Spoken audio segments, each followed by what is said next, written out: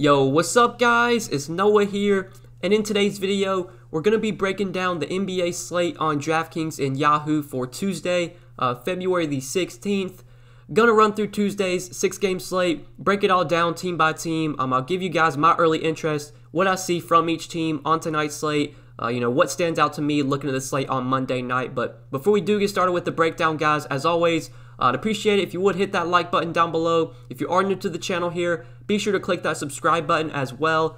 Click the notification bell so that way you do get notified every time I upload. You also get notified every time I do go live, and I will be live streaming this afternoon for tonight's slate around 4 o'clock Eastern time. I'll be live answering all your guys' questions. We'll be able to talk through everything, break everything down once again. If any injury news comes out throughout the day, we can touch on that in the live stream as well. So if you're able to tune in around 4 Eastern, I will be live this afternoon to break down tonight's slate. Also, if you would like to get more content from me, I do have additional content available on Patreon. You can get access to my core plays, our Discord chat, my cash and GPP sheets, my player pool, my rankings. All that can be found on Patreon. If you do really enjoy these videos, if they help you out a lot, you want to see more that I have to offer, you can check out the Patreon link down below in the description, see all that I have to offer over there. But yeah, let's go ahead and take a look at Tuesday's slate. We'll start off with the Denver and Boston game. So this game, normally would not be one I'd be too interested in, just given these teams are both pretty solid defensively. Both these teams play relatively slow. I don't expect this to be that high scoring of a game. It only has I don't think we have a total on this game right now, but I would assume the total is not going to be that high.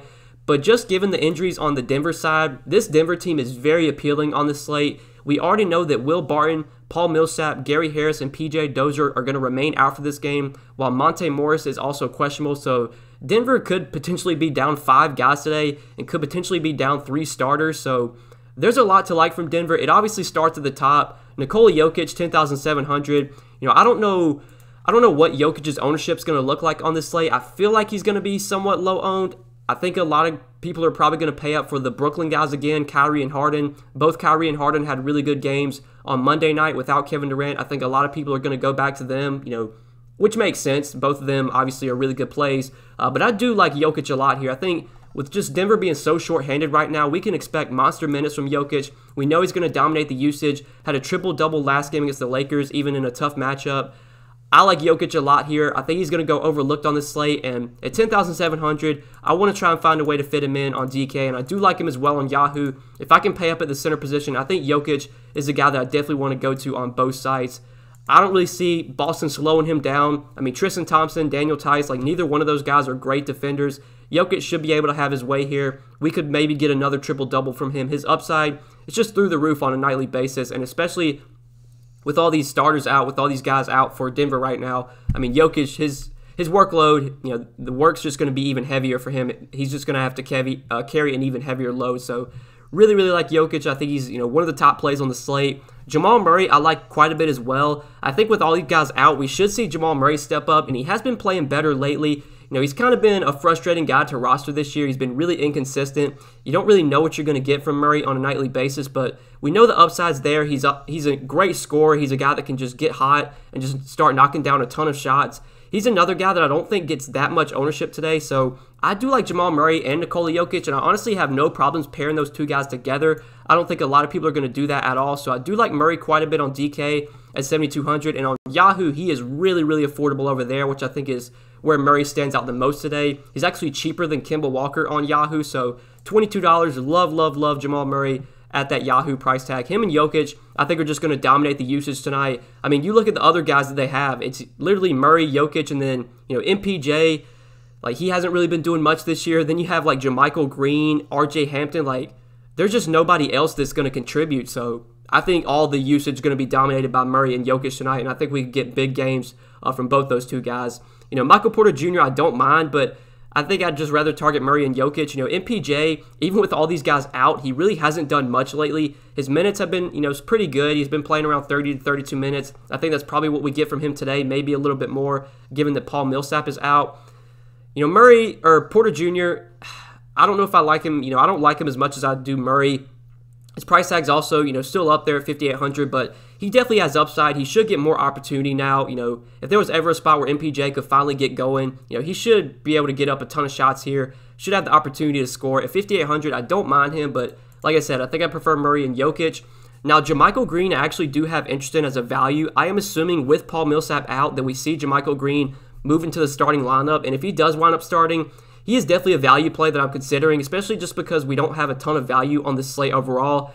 Now, last game, Jamaica Green, I believe he did start the second half in place of Paul Millsap, but he was in foul trouble the whole game. He got 5 fouls in only 14 minutes. I think as long as Green starts and he's not in foul trouble, we probably get around 26, 28 minutes from him, just given how shorthanded this Denver team is. I mean, Green's going to have to play basically as many minutes as he can. At 4,300, I like him a good amount as well. I think he's definitely one of the better value plays right now. He is pretty cheap on Yahoo. You know, it's not as necessary to go to him on Yahoo because there's other values from other teams that we'll talk about, but Jamaica Green is minimum salary on Yahoo, so I do like him a good amount over there as well. You know, Monte Morris, we need to keep an eye on his status. If he actually winds up playing, he could definitely be viable. I believe he did start last game and played 30 minutes, had 21 DK points. I would assume he would probably start. I'd assume if Morris plays that their starting lineup will probably be Murray, Morris, Michael Porter Jr., Jamaica Green, and Jokic. So if Morris winds up playing and he starts, he probably gets over 30 minutes. He's definitely viable. I probably prefer Jamaica Green, but Morris is definitely in play. And then the bench guys, these bench guys are going to have to get minutes. Like RJ Hampton, I think probably gets maybe low to mid-20s minutes. He got 20 minutes last game. I don't know if I really want to go to him, but, you know, definitely viable just given how shorthanded the Nuggets are. Compazio could be viable as well. He got 26 minutes. A lot of that, you know, probably came because of the blowout, but, you know, he's someone you could also target. Zeke Nahi got a good amount of minutes as well, 24 minutes. I think between him and RJ Hampton, I think Zeke Nahi, out of all the you know, punt guys from Denver, Compazio, Nahi, and RJ Hampton, I think probably Nahi's my favorite just because I think he has the most upside on a point per minute basis. If he gets like 22 to 24 minutes, you could definitely get 25, 26 DK points from him. He's been pretty productive this year on a point per minute basis when he has got time on the floor. But I definitely think, you know, I don't want to say any of these guys are like top value plays, but they are definitely punt values that you can consider. I'd assume that if Monte Morris is out, we probably see Denver run an 8-man rotation with the starters, and then, you know, Hampton, Compazio, and Nahi being the guys coming off the bench to get time. If we get a scenario where Morris is out, I don't really know who would start in place of Morris. Probably would be Compazio. So if that were to be the case, if Morris were to be out and Compazio were to start, I'd actually like him a lot more as a value play.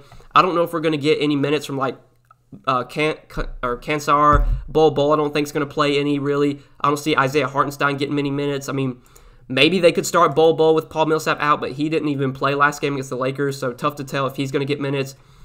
This will just be something to watch. We need to watch the status of Monte Morris, which is big. We need to see what the starting lineup is for Denver. But Denver is definitely going to be a team we want to focus on today, just given how many guys are out right now for the Nuggets. On the Boston side, though, not as much really on Boston. I don't really have too much interest in the Celtics today. I think the one guy that would look appealing, if Daniel Tice gets ruled out, Tristan Thompson's only 3,900. I would like Tristan Thompson a good amount as a value play if Tice is out. I mean, against Jokic, they're going to need Thompson out there. Like, they don't really have a choice. Thompson's going to have to play big minutes if Tice were to sit, so definitely would have interest in Tristan Thompson as a value play. If Tice winds up playing, I think he's definitely viable at 4,600 because he's going to have to play close to 30 minutes, I would assume, as long as he can stay out of foul trouble. I don't know if I really want to go to like Tatum or Brown on this slate. I just think there's other guys I'd probably rather get to in their price ranges. Same with Kemba Walker. So we'll go ahead and move on to the next one, the Pelicans and the Grizzlies. Now on the Pelicans today, I mean, not much. Like, I've basically said this all season. I don't really look to target this Pelicans team when they're fully healthy, especially when all these guys are priced appropriately, which is the case right now. Brandon Ingram at 8,400, you know, we know that he can always pop off at random times and put up, you know, 45, 50 DK points. Could he do it against Memphis here? Absolutely. He had a really big game against Memphis earlier this year. I still don't really think Ingram's like a top play for me. Same with Zion Williamson. You know, Zion obviously has upside, but, you know, he's more of a floor guy. Like, we've seen Zion. Zion's a lot more likely to give you 40 to 45 than he is like 55, 60. Like, we haven't really seen any massive games from Zion this year. Even, you know, a ceiling game from him at this point is like basically 50. You know, maybe he gets 50. Like, he had a really good game against Dallas. He had 48 DK points that night. He got 6X, but like, Zion's just priced appropriately. I don't think, you know, he really stands out as a top play. If he was like 7,200 or something, if he was like $1,000 cheaper, I'd have a lot more interest in Zion, but I just don't think I can go there 8,200. Lonzo's too expensive. Eric Bledsoe, don't really have that much interest in. Steven Adams, his minutes have been way down lately. Did get 30 last game, but the games before that, he was only playing like low 20s. Maybe you get 30 minutes from Steven Adams, and he could be viable at 5,100, but I don't really like much from the Pelicans today. On the Grizzlies side, the Grizzlies are pretty appealing. Val and John Moran, I think, both look like solid options once again. Val's just been playing so well lately. The minutes have been there. He continues to get about 30 to 32 minutes a night. I think he could definitely, put up 40, 45 DK points when he's playing, good minutes. He's a very productive player when he is on the floor. At his price of 7,600, he doesn't really stand out as like a top option today, but someone I would definitely want in my player pool if I was playing multiple lineups, and is a guy that has upside for tournaments. I think it was his first game back from the COVID protocol. He played 24 minutes in this matchup off the bench, had 36 DK points. I don't know if we can expect him to be that productive again, but if we get 30 minutes from Val, could easily give you 45, close to 50, so do like him. Now, John Morant, he's been incredibly frustrating to roster lately. I had a lot of interest in Morant on Saturday's slate when they played Sacramento, and he was really disappointing. Only had 31 DK points in 32 minutes. He's still affordable on both sides. He's 7,500 on DK. His price on Yahoo, it's come down to $30. I still have interest in Morant just because I think at some point he's going to pop off and put up a 45, 50-point game. Like, this is such a productive player, such a, productive. Really, he's just a productive player. He's a guy that can score, can rebound, can get assists. He has triple-double upside. I know the rebounds haven't really been there this year, but this is a guy that does have plenty of upside, can put up 45, 50 DK points. I do have interest in him on this slate at 7,500. I don't think he's like a top play by any means, but him, Val, two guys you could definitely look to in tournaments. Kyle Anderson, I think is just priced appropriately. Same with Dylan Brooks. Brandon Clark is going to be back for this game, so maybe that hurts Val a little bit, but still I don't think that affects too much. I don't know really what the starting lineup's going to be. I'd assume that Grayson Allen probably goes back to the bench and that they'll start Morant, Brooks, Anderson, Clark, and Val, but maybe Brandon Clark comes off the bench. We'll just have to see. If they decide to bring Brandon Clark off the bench and they start Grayson Allen again, at 4,700, Grayson Allen would be a decent value play, but not like a top value by any means. Honestly, this game's just not that appealing. There's some guys in tournaments you could target like Val, Morant, Zion, Ingram, but no top plays from this game for me. Not guys I'm really I don't think I'm really going to be getting to anyone, in one line. If I'm playing one lineup, I don't think I'm going to get anyone in this game, in my one lineup. So moving on to the next one, Toronto and Milwaukee. So for Toronto, in terms of injuries, we know that OJ Anunoby is doubtful once again, so he's not expected to play. Fred VanVleet, Pascal Siakam, Kyle Lowry. I've said it this year, when this team's fully healthy, when these three guys are all healthy, it's always tough to predict which one of those three, VanVleet, Siakam, Lowry, is going to put up the big game on a nightly basis. Lately it's been Lowry, the guy that I prefer, just because he's the cheapest of the three, and I think that's probably the case once again. I don't think any of these three guys are really top options, but Lowry's definitely in play at 7,400. Norman Powell is just too expensive, even with OG out. I just don't really want to go to Powell at 6,800. Chris Boucher's price tag, I think, is a little bit too high for me. His minutes have been up lately, and he did get 25 minutes against Boston, 24 against Washington, but last game he only got 18 against Minnesota. Obviously, Boucher is incredibly risky. You don't really know what the minutes are going to be on a nightly basis. In tournaments, there's always potential for Boucher to put up 40, 45 any night, but now that his price is where it is, he's not really someone I want to be going to. Aaron Baines, in this matchup against Milwaukee, he got 22 minutes last time these teams played. He got 24 last game against Minnesota. I don't really know what Baines' minutes are going to look like, so yeah, I just don't really have that much interest in the Raptors today. If I had to go to anyone, it would probably be one of the top three guys, and I think I'd probably go with Lowry given his price tag. But moving on to the Milwaukee side, so we know Drew Holiday is going to remain out for Milwaukee. On this team, really the only guys I have interest in are Giannis and Chris Middleton. Whenever Holiday's been out lately, those have really been the only two guys I've looked to. Bryn Forbes, I don't have that much interest in. DiVincenzo as well. I don't think I really want to go to these guys. I know they get a little boost without Drew Holiday, but I don't think they really get enough to where I really want to roster them on this slate. So if I'm going to guys on Milwaukee, it's going to be Giannis and Middleton. Giannis, I think, he's a top pay-up option. Obviously, you're going to have to, between him, Jokic, Harden, those guys, you're going to have to, make a choice there. I think I'd probably prefer Jokic and Harden right now. But in this matchup against the Raptors, this is a game that we expect to stay close. This is a game where we should get 36, 38 minutes from Giannis, which is what he's been playing in close games this year. Did play 37 minutes earlier this year against the Raptors in a close game, had 63 Draftkings points. Anytime Giannis plays his normal 36, 38 minutes, he can put up, 60, 70 DK points. The Raptors are not a good matchup, but they're also, this is also a game we expect to stay close, which is really all we can ask for when we roster Giannis. We just want him to be out there for his full allotment of minutes. So definitely have interest in him, but I think I'd probably give the edge to Harden and Jokic right now, but obviously Giannis is in play. Same with Chris Middleton. At 8K, he doesn't really look like a top option, but obviously he benefits without Drew Holiday, so he's viable. But I think that really does it for this game. So moving on to the next one, the Lakers and the Timberwolves. So the Lakers are normally not a team I have much interest in, but today is definitely a different story. We know that Anthony Davis has been ruled out. He injured his Achilles again. He's going to be out for, I believe, like 2 to 3 weeks. So with Anthony Davis out, that obviously benefits LeBron James a ton. At 10,100, LeBron is much cheaper than some of the other studs on the slate. I still think I prefer the other guys, though, like Jokic, like Harden, like Giannis. LeBron last game nearly triple-doubled, and he still only had 51 DK points. Even though LeBron benefits without, AD, we still haven't really seen any huge games from LeBron. I know he had 74 that night against OKC, which, that game did go to overtime. LeBron has that upside, but I just still think I prefer the other studs on this slate over LeBron. I think the reason you would roster him is just because he's small forward, and small forward is a tough position to fill. Normally, small forward is, one of the toughest positions on the slate, which is, I think, the case, once again today. But outside of that, I don't really like LeBron much. There's just other studs I'd rather pay up for. Kyle Kuzma, obviously without Anthony Davis, he should start and play over 30 minutes. But DraftKings did a really good job. They priced him up to 7K. I mean, there's no way I play Kyle Kuzma at 7K. I can't get there. He's just too expensive.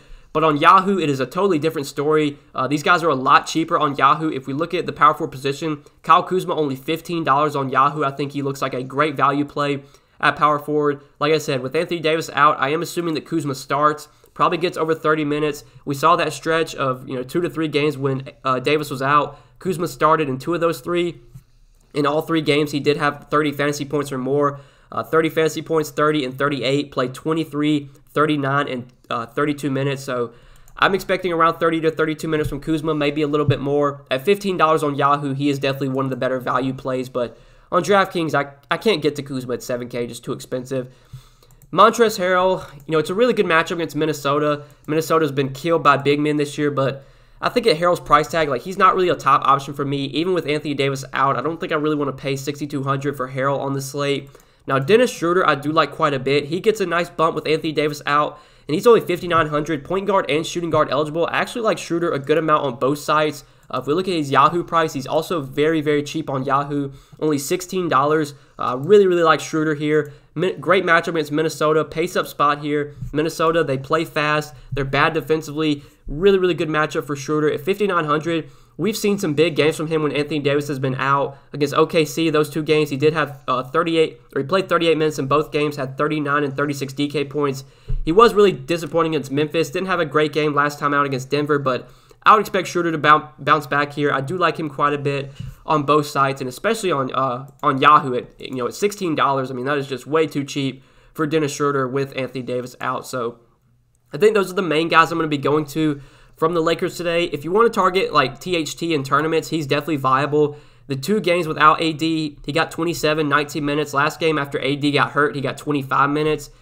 My best guess is we probably get 22, 24 minutes from THT at 3,800 as a punt play. Not the worst option, but really I think my main targets from the Lakers today are definitely Schroeder on both sides and Kuzma I like quite a bit on Yahoo. But moving on to the Minnesota side. Now, Minnesota, they're just not that appealing of a team today. Not really anyone stands out. Towns at 9,300, he's in play at this price tag. His minutes they've been there basically. I mean, the 3 games he's played since he came back from COVID, he's played 31, 32, and 33 minutes. My best guess, we probably get around 33, 34 minutes from Towns today. Without Anthony Davis, it becomes a little bit of a better matchup for Towns. We know the upside he has, but still on this slate, I'd rather get to some of the other studs that we've already talked about. So don't really see myself going to Towns. D'Angelo Russell remains out, so that's a bump for Beasley, a bump for Edwards, a bump for Rubio. But all 3 of those guys are kind of priced appropriately. I think if I was going to go to anyone on Minnesota, it would be Jared Vanderbilt. Vanderbilt did start last game and played 23 minutes. He did get into some foul trouble, probably could have played more. If Jared Vanderbilt starts again, I think at 4K, He is definitely probably one of the better value plays on this slate. I don't know if he's going to start again, but this will be something we need to keep an eye on. Vanderbilt is a pretty productive player when he does get minutes. I'd assume he gets about 22 to 24 minutes, maybe more. Could get more if he's playing well. I do like him at 4K if he winds up starting again, so that is something to monitor throughout the day and up until lock. But I think that does it for this game. So moving on to the next one, Portland and OKC. Now on Portland, we know CJ McCollum and Yusuf Nurkic are going to remain out, while Rodney Hood and Harry Giles are also out. So this team is pretty short-handed. I believe the Blazers will have, just looking at their roster, they will have 8. I think they'll have 9 players available. I'm not sure if Blevins is with the team or not. He might be available, but I don't know if he's actually going to play. So, this Portland team is going to be pretty short-handed. We know what we're getting on a nightly basis from Damian Lillard at this point. At 9,700, I think if I can find the salary, I'd probably rather get up to Jokic, Giannis, Harden, even. It'd be close between Lillard or Kyrie. Probably would give the edge to Lillard. I do like this matchup against OKC.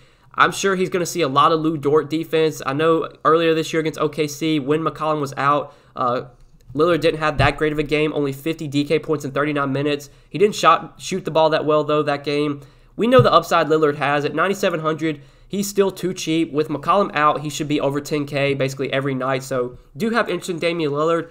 I think without Harry Giles, like Enes Kanter is probably going to see even more minutes than normal. Last game he only played 23, but I think here we probably get around 30 minutes from Enes Kanter, maybe 32, 33. At 7K, he does have plenty of upside. He did have a huge game against OKC earlier this year. 51 DK points in 31 minutes. Definitely have interest in Kanter on this slate. Gary Trent, though, I think, priced appropriately, don't have that much interest in him. Same with Robert Covington. Same with Carmelo Anthony. Like, these guys are viable, Melo and Covington, but I just don't really think at their price tags, neither one really look like top plays today. Really, I think on Portland, even though they're going to be really short-handed, I think the guys I like most from Portland are Lillard and Kanter. Value-wise, maybe Derrick Jones Jr. you could target at 3,700. He'll probably get around 30, 32 minutes. With Rodney Hood out, maybe you see him pick up a few more minutes. At this point, Derrick Jones Jr., his upside is pretty limited, but if he's going to be playing over 30 minutes and he's only 3,700, he's a decent value play on this slate. But I think that does it for Portland. Now, looking at the OKC side, so OKC, once again, going to be shorthanded. No SGA, no Theo Maledon, no George Hill. They'll once again have, I believe, have 9 healthy bodies. Horford, Diallo, Baisley, Dort, Williams, Jackson, Muscala, Roby, and Darius Miller. So they will have 9 bodies once again today. Starting off at the top with Horford. Look, Horford's been really good on a point-per-minute basis this year. He should be very productive when he's on the floor. His minutes haven't been that high. He probably gets around 28 to 30 minutes a day. But it is a good matchup against Portland. Kanter's never been a good defender. I do expect Horford to be productive when he's on the floor. I just wish he would get more minutes. But even at 7K, like, he's still viable even in 30 minutes because we've seen Horford can give you 40-plus DK points in 30 minutes with, how productive he is when SGA is off the floor. He's just going to get, more touches, more involved offensively. Do have interest in Horford. Last game, Diallo came off the bench, and I don't know if that's going to happen again. If Diallo comes off the bench, I can't pay $6,700 for him. He only got 26 minutes last game. His minutes have been down, or they were down last game. We'll just have to wait and see. If he starts, I'd like him more, but if he comes off the bench, I don't think I can go to Diallo on this slate. Darius Baisley just, he's just an okay option at 6,100. He's got upside, but I don't think he's like a top play at that price tag. Same with Lou Dort. Kendrick Williams' prices come up a little bit. I still do have interest in him, though. We know we're going to get big minutes from Kendrick Williams. He's been pretty productive this year on a point-per-minute basis. He didn't have that great of a game against Milwaukee last time out, but if we're getting 34, 36 minutes from Kendrick Williams, he could still give you 30-plus DK points and be a solid play at 5,300. So I do have interest in him. I think I'd actually prefer him over Lou Dort between those two. But honestly, my favorite value from OKC might be Justin Jackson, which is pretty gross to say. Justin Jackson, really not that productive of a player on a point-per-minute basis, but he's been really good lately, and he's been getting more minutes. He did start last game and played 34 minutes and was very productive with 36 DK points. He's been getting a good amount of shots up as well, which we like to see. I just think with all these guys out for OKC, we should continue to get over 30 minutes from Justin Jackson. If Diallo comes off the bench and Jackson starts again, that's just going to make me like Jackson even more. At 4,700, we're kind of looking for value right now. We don't have a ton, so I think Justin Jackson is a pretty decent value play on this slate. 4,700 on DK. He's pretty affordable on Yahoo as well. At small 40, he's only $12. I do like him a good amount on both sides. Just think he's still a little bit too cheap. You know, obviously at 4,700, he's not like a smash value. It's not like he's minimum salary or anything, but definitely has the potential to give you 30 plus DK points and be a solid play at his price tag, you know, given that he's going to start and probably play over 30 minutes once again. So do like Justin Jackson. Muscala, Isaiah Roby, though, just don't have that much interest in. Roby, I would like if he'd get more minutes, but he's just only been getting like 18 to 20 minutes. Hard to really play him when he's not getting more than, you know, probably 20 minutes. Same with Muscala. He's probably only going to play 18 to 20 minutes. Tough to trust him. So I think that does it for OKC. Moving on to the last game of the night, Brooklyn and Phoenix. So Brooklyn, once again, will be without Kevin Durant. James Harden, Kyrie Irving, I think, once again, are really, really good plays. I liked Harden a lot on Monday night slate, and that went really well. Harden had a huge game Monday night against the Kings. Went for 72 DraftKings points in 35 minutes, had a triple-double. I'm going to be looking to go right back to Harden today. You know, I don't know, in terms of roster construction, right now, it's going to be pretty tough to get like two studs together. I don't know if I'm going to be able to get Jokic and Harden together. It just depends on what value opens up as the day goes on. If I can find a way to get Harden in, once again, I think Harden, you know, along with Jokic, is probably, those are my two favorite stud options on the slate. I do like Harden quite a bit. I think, you know, without KD, he's going to get way more usage, going to have the ball in his hands more, and we just seen the upside that he has. He's contributing in all categories. He's giving you so many peripherals lately. Legit has triple-double upside every night, especially without KD. So really, really like Harden. I think Kyrie Irving's a great play as well. He had 56 DK points in 31 minutes Monday night against Sacramento, excuse me. You know, he took 22 shots, shot the ball pretty well, but we know the kind of scorer that Kyrie Irving is without Kevin Durant. Going to be more usage available for him. You know, the matchup isn't great against Phoenix. Phoenix plays really slow. They play good defense, but the usage is just going to be dominated by these two guys. And if Brooklyn, you know, if they put up 100 points today, a lot of that's going to come from Kyrie and Harden. So really, really like Kyrie and Harden once again. You know, not really going out on a limb there. The secondary guys from Brooklyn, though, not much interest in any of the secondary guys. Like Joe Harris, he wasn't great Monday night. Only had 15 DK points in 24 minutes. He's tough to trust. He's really scoring dependent. Jeff Green, he started, I believe, played 24 minutes, had 19 DK points. You know, tough to trust him even if he's starting. DeAndre Jordan came off the bench, played 27 minutes, had 25 DK points. I'd assume they're going to need his size out there against DeAndre Ayton. So maybe we get 26, 28 minutes from DeAndre Jordan again. Could definitely be viable on this slate. I think he started last game. I'm not sure. Let me check Monday's box score. I think maybe he came off the bench and because they wound up starting Bruce Brown, I believe. But let me just double check real quick. Sorry about that, guys. I just want to confirm this. Yeah, so DeAndre Jordan did come off the bench Monday night. You know, in this matchup against DeAndre Ayton, maybe they start DeAndre Jordan today. If he were to start at 4,500, he'd probably get about mid to high 20s minutes. Would definitely be a viable, cheap option at center. You know, with Bruce Brown starting, he gets a bump, but I can't pay 4,600 for Bruce Brown. Really, the only guys I have a ton of interest in from Brooklyn are obviously Harden and Kyrie, and I think if DeAndre Jordan moves back into the starting lineup, he's viable at 4,500. But that really does it for the Nets today. Now, moving on to the Phoenix side, it is a great matchup here for the Suns. Devin Booker, Chris Paul. You know, normally I don't really go out of my way to play these two guys when they're both healthy, but I think given how good of a matchup it is, with how bad Brooklyn's been defensively this year, given they play fast, I do have interest in Booker and Paul on the slate. I don't think either one are really like top options for me, but definitely guys I would want to have in my player pool. We've seen Devin Booker play really, really well lately. He's been scoring a ton, over 40 DK points in 5 straight games. Had a big game against Cleveland, had a pretty big game against Philly a couple days ago. Against Brooklyn, we could definitely get a big game here from Devin Booker. You know, he's only a tournament option, not someone I would really be using like in cash games or anything, but is viable in tournaments given the good matchup. Same with Chris Paul, really, really good matchup, pace-up spot. You know, I wouldn't be surprised if we get, 45-50 from Chris Paul here, 40 plus, 45 from Devin Booker. Those two guys I do have interest in GPPs. DeAndre Ayton as well, I think, is in play for tournaments. You know, he's been really inconsistent this year, but it's a great matchup against Brooklyn. We've seen centers just continue to put up big games against Brooklyn. Hassan Whiteside had a huge game on Monday. I think Ayton definitely has the potential to put up a big game here against this Nets team that's, always struggled to defend big. So do like the big three from Phoenix, Booker, Paul, and Ayton. Outside of those three, I don't really like much else from the Suns. I think those are really going to be the only three guys I get exposure to today on Phoenix. I really think that does it for Phoenix today, and I think that does it for all 6 games on this slate. So hope you guys enjoyed this video. I do appreciate you watching. As always, hit that like button before you do get out of here. Hit the subscribe button as well. If you are new to the channel, Be sure to hit that subscribe button and click the notification bell so that way you do get notified every time I upload. You never miss out on any of my new videos. You will also get notified every time I do go live. And like I said at the beginning of the video, guys, I will be live around 4 o'clock Eastern Time, Tuesday afternoon, breaking down tonight's slate, answering all your guys' questions. If any news comes out throughout the day, we can hit on that in the live stream. So tune into the live stream, hit the like button, hit the subscribe button, check out my Patreon content link down below as well. And yeah, good luck tonight, guys. Appreciate you watching the video. Best of luck. We'll see you in the next one.